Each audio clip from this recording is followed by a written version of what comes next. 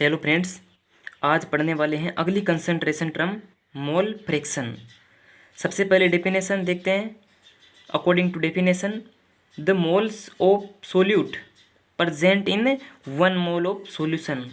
That means यहाँ पर जो सॉल्यूशन का टोटल मोल्स होंगे वो 1 के बराबर होंगे। ठीक है, अब यहाँ पर समझते हैं कि सोल्यूट है हमारा सॉल्यूशन में, उसके Na मोल है और जो हमारा सोलवेंट है उसके Nb मोल है।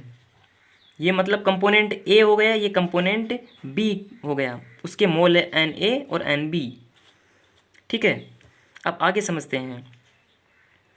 तो यहाँ पर जो टोटल मोल होगा सॉल्यूशन का वो किसके बराबर होगा? Na plus Nb। ठीक है, तो हमें क्या करना है, जैसे Na का सोल्यूट का हमें मोल फ्रैक्शन निकालना है। मोल फ्रैक्शन को डिनोट करेंगे x से, जिसको हम काई भी बोलते हैं। ठीक है, तो Na का निकालना है तो क्या करेंगे? Na के mole upon total mole, solution के टोटल मोल। ठीक है, एक्स ए के लिए।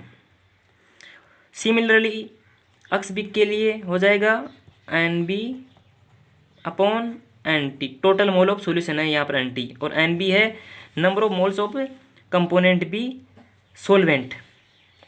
ठीक है, उसके बाद में एक्स ए और एक्स बी, जो मतलब सॉल्यूशन में सोलवेंट और सोल्यूट के टोटल मोल किसके बराबर होंगे? 1 के बराबर। ये हमेशा याद रखना, एक से ज़्यादा नहीं होंगे, 1 के बराबर होंगे।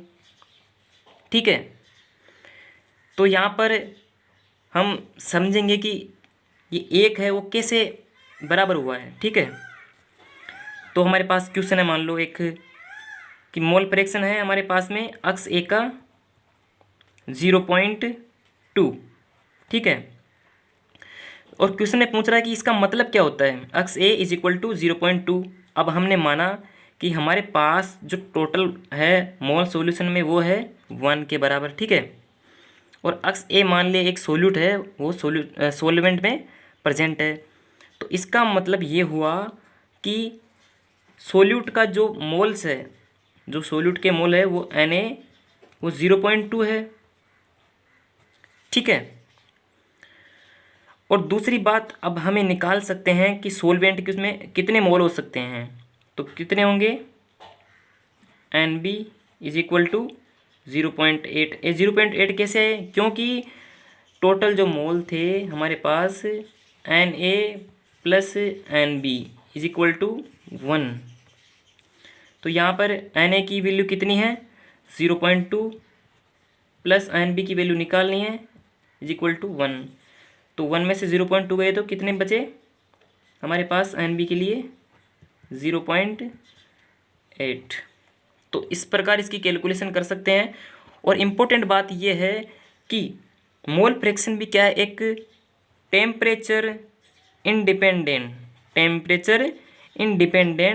टर्म है एक। ये मतलब ये क्या है, टेम्परेचर पर डिपेंड नहीं करती है, क्योंकि यहाँ जो फॉर्मूले में जो कैलकुलेशन कर रहे हैं वो केवल और केवल मोल्स यूज कर रहे हैं, ना कि सॉल्यूशन का जो वॉल्यूम है जो भी है वो यहाँ पर यूज नहीं हो रहा है।